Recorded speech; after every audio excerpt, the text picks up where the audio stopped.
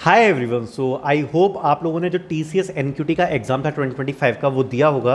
And talking about the results, because हम सीधे point पर आते हैं, जो पॉइंट की बात है।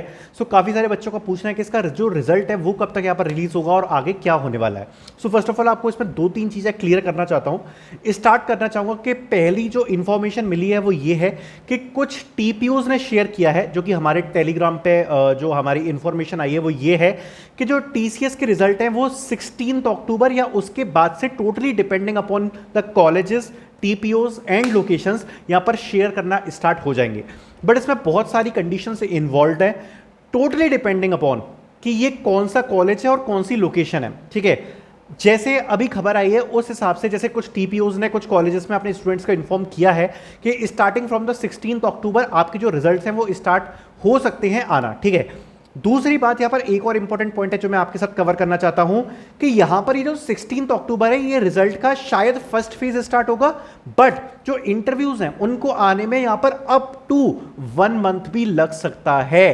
बिकॉज पूरे पैन इंडिया में जो TCS का NQT एग्जाम था अभी ऑन कैंपस 2025 के लिए कंडक्ट कराया गया था।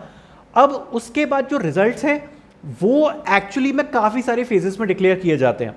अब उनके अलग अलग क्राइटेरियाज डेफिनेटली होते होंगे कि आपकी लोकेशन क्या है, कॉलेज क्या है। दूसरी बात, क्राइटेरिया इस हिसाब से भी हो सकते हैं कि किस कॉलेज से बेसिकली उन्हें कितने बच्चों को हायर करना है, उस लोकेशन पे कब इंटरव्यूज कंडक्ट कराए जाने हैं। सो बहुत सारे फैक्टर्स होते हैं। ओवरऑल फैक्टर्स को ध्यान में रखते हुए जैसा अभी सुनने में आ रहा है कि 16-17 अक्टूबर के आसपास से यहाँ पर जो रिजल्ट हैं वो आपसे शेयर करना स्टार्ट किए जा सकते हैं। ठीक है, now talking about the result update, जो सबसे इंपॉर्टेंट चीज है जानना वो ये है कि जब आपका रिजल्ट आता है तो रिजल्ट आने के तुरंत बाद यहां पर आपके जो इंटरव्यूज हैं वो शेड्यूल हो जाते हैं। तो सबसे पहले आपको एक सर्वे फॉर्म भेजा जाएगा जिसमें आपको बता दिया जाता है बेसिकली कि आपका जो स्लॉट है वो यहां पर क्या रहने वाला है, तो वो सब आपको इंफॉर्मेशन मिल जाएगी। बट आपको उतने ही टाइम ड्यूरेशन में यहां पर पहुंचना पड़ेगा फॉर योर इंटरव्यूज। ठीक है, अगर TCS के ऑफ कैंपस के बारे में बात करें तो यहां पर सबसे पहले जो इंटरव्यूज थे वो यहां पर हैदराबाद और कोलकाता से स्टार्ट हुए थे और महाराष्ट्र से स्टार्ट हुए थे। सो अभी भी काफ़ी हद तक उम्मीद यही है, मैं यही बताना चाहूँगा कि अगर आप कोलकाता, महाराष्ट्र या फिर हैदराबाद साइड से बिलोंग करते हो तो आपके रिजल्ट्स जल्दी आने की संभावना है। सो मेक श्योर कि आप अपनी जो प्रिपरेशन है उसको बिल्कुल अलाइन करके चलो। Not talking about the results, चूंकि यहाँ पर 3 कैटेगरीज में डिवाइड किया जाता है, that is TCS ninja, TCS digital, TCS prime. TCS prime is the highest profile, then digital बीच वाली होती है और TCS निंजा आपकी लोएस्ट प्रोफाइल होती है।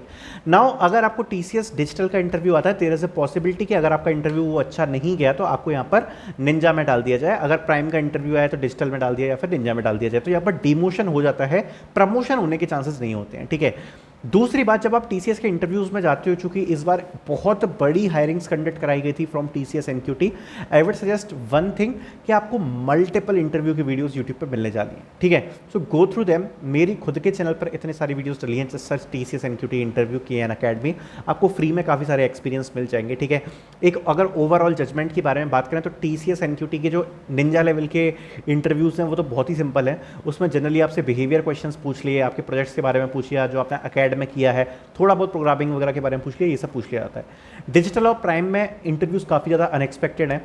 काफ़ी सारे बच्चों का 1-1 घंटे का इंटरव्यू हुआ है, 1 आवर्स का। किसी बच्चे का 15 मिनट का इंटरव्यू हुआ है। सो टोटली रैंडम प्रोसेस हो सकता है, किसी बच्चे से बहुत ज़्यादा ही पूछ लिया जिसमें कोडिंग क्वेश्चन, DBMS सब कुछ पूछ लिया, डेटा स्ट्रक्चर्स वगैरह, और किसी बच्चे से केवल बेसिक पूछ के ही छोड़ दिया। सो काफ़ी मूडी टाइप की चीज़ है। बट अगर प्रिपरेशन की बारे में बात करें तो आपको at least 1 programming language, data structures, algorithms, DBMS projects और अपने बिहेवियर क्वेश्चन, एटलीस्ट आपको इतना प्रिपेयर करके रखना पड़ेगा। और जो भी आपने CV में मेंशन किया है उसको आप अच्छे से पढ़ के जा सकते हो। सो आई होप मैंने जो लेटेस्ट अपडेट है आप लोगों के साथ शेयर किया होगा, सारे पॉइंट्स कवर किए होंगे। Thank you so much for watching.